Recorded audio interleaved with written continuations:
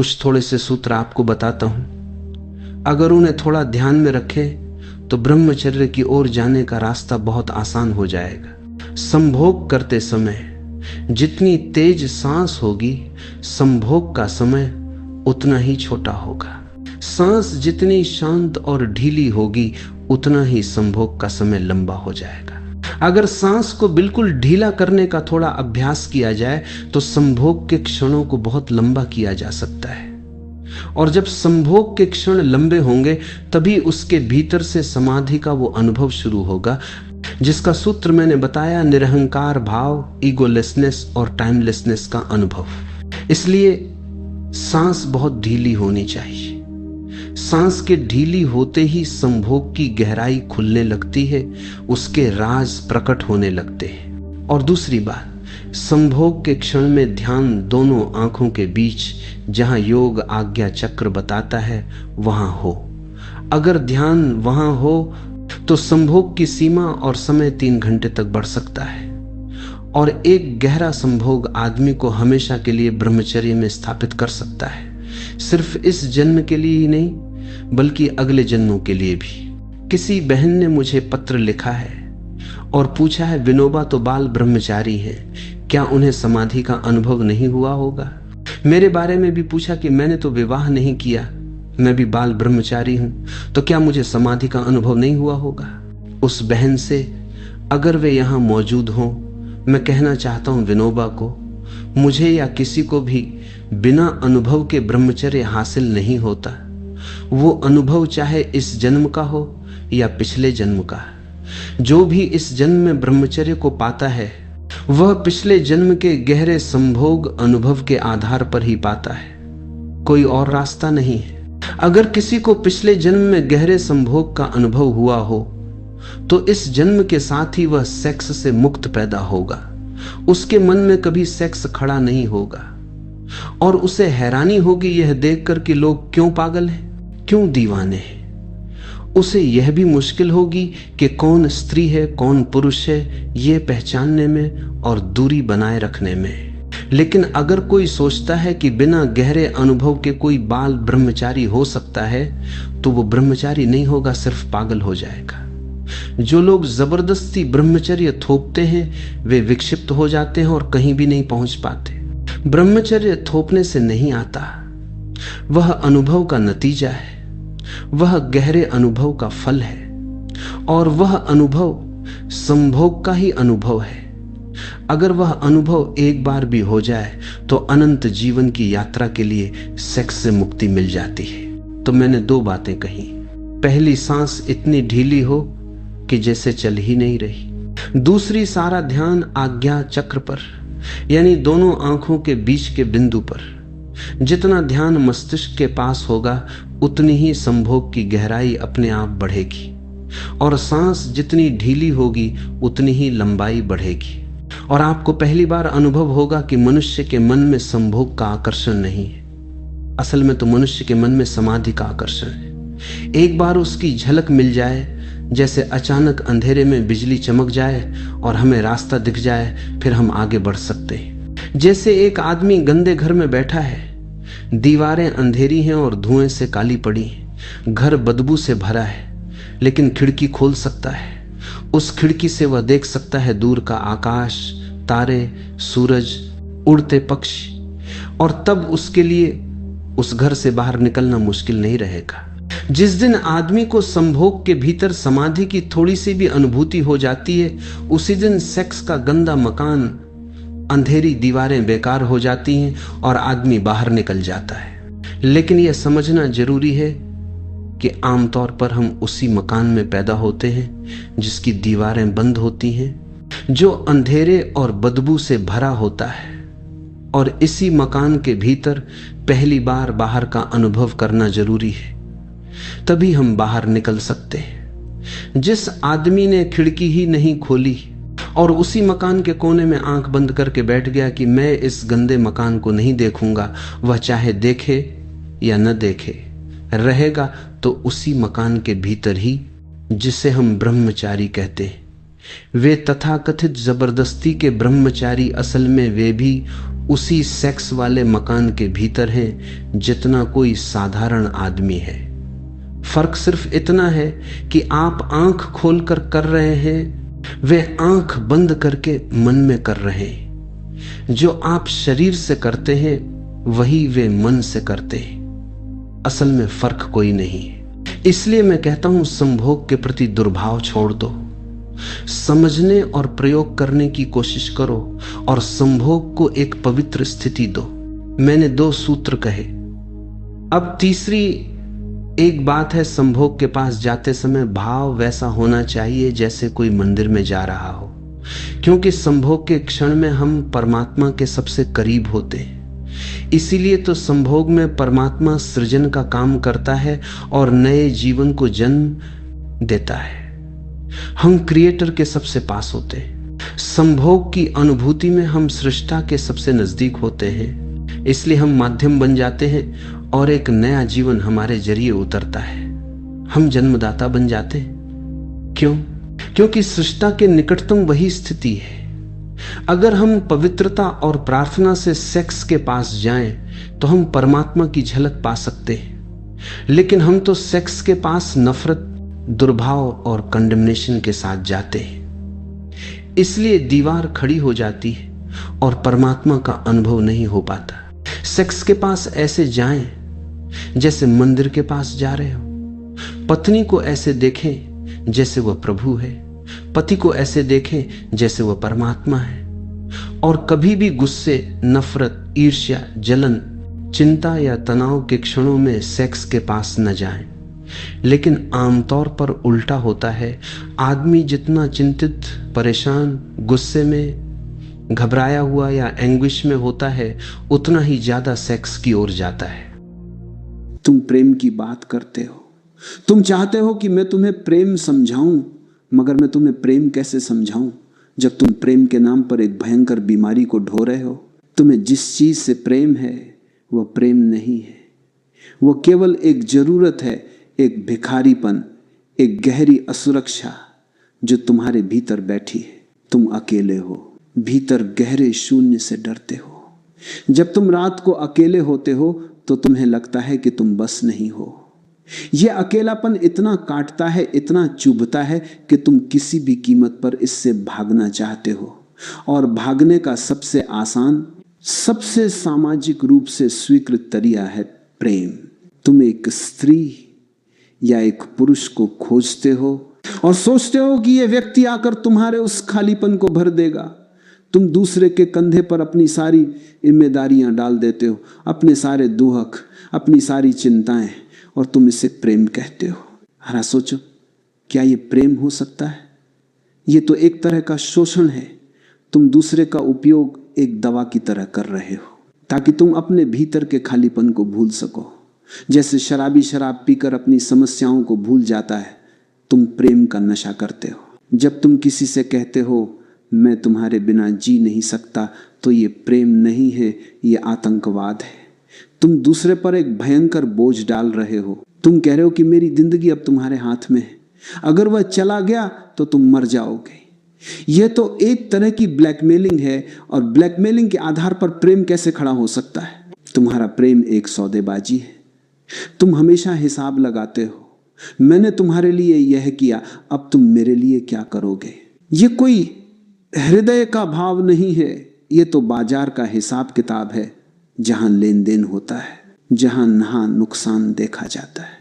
तुम देते इसलिए हो ताकि तुम्हें वापस मिले, और जिस दिन तुम्हें लगता है कि वापस नहीं मिल रहा है, तुम्हारा सारा प्रेम पल भर में घृणा में बदल जाता है।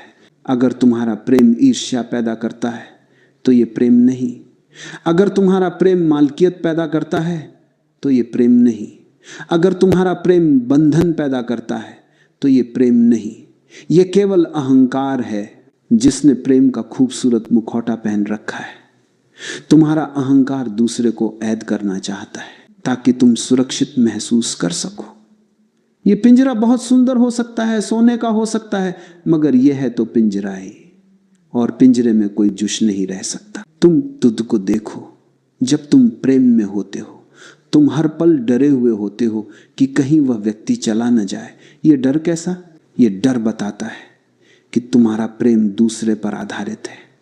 तुम दूत पर आधारित नहीं हो। तुम दूसरे को अपनी खुशी की कुंजी बनाकर उसके हाथ में सौंप देते हो। ये तुम्हारी सबसे बड़ी गलती है और ये गलती तुम्हें कभी प्रेम तक नहीं पहुंचने देगी, क्योंकि प्रेम हमेशा निर्भय होता है, प्रेम हमेशा स्वतंत्रता देता है और तुम्हारा तथाकथित प्रेम हमेशा डर और बंधन पैदा करता है। अब इस बात को गांठ बांध लो, जिसे तुम प्रेम कहते हो वो प्रेम नहीं है, वो तुम्हारे भीतर के खालीपन से पैदा हुआ एक रासायनिक लोचा है, एक उन्माद है जो थोड़े समय बाद उतर जाएगा और पीछे छोड़ जाएगा निराशा, ऊब और नया खालीपन, और तब तुम फिर से नया नशा खोजने निकल पड़ोगे। यहीं से तुम्हारी यात्रा शुरू होती है इस भ्रम को तोड़ने से। जब तक तुम ये नहीं देखोगे कि तुम्हारा वर्तमान प्रेम एक भयंकर बीमारी है, तब तक तुम असली प्रेम की तरह एक कदम भी नहीं बढ़ा पाओगे। ये देखना ही पहला ध्यान है।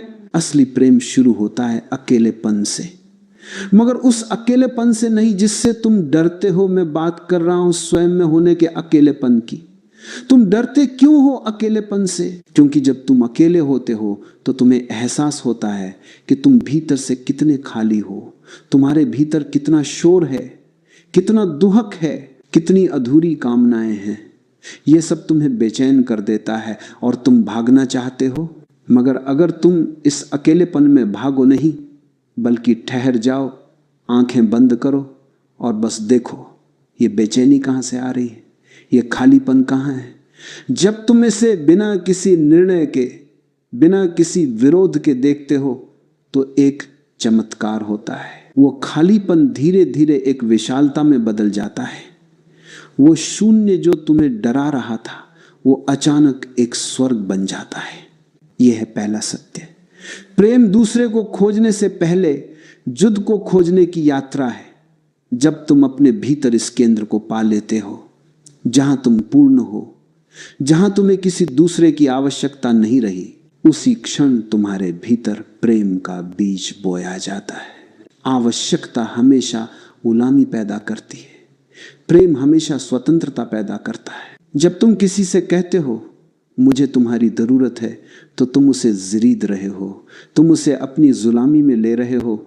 मगर जब तुम भीतर से इतने भरे हुए होते हो कि अब तुम्हें किसी की जरूरत नहीं रही, तुम परिपूर्ण हो, तब भी अगर कोई व्यक्ति तुम्हारे जीवन में आता है तो वह जरूरत बनकर नहीं आता, वह एक आनंद बनकर आता है, एक उपहार बनकर आता है। तुम उसे कहते हो मैं तुम्हारे साथ होना चाहता हूं, इसलिए नहीं कि मैं तुम्हारे बिना अधूरा हूं, बल्कि इसलिए कि मैं इतना भरा हुआ हूं कि मैं तुम्हारे साथ इस आनंद को बांटना चाहता हूं। यह है प्रेम की सही शुरुआत। प्रेम मांग नहीं है, प्रेम बांटना है।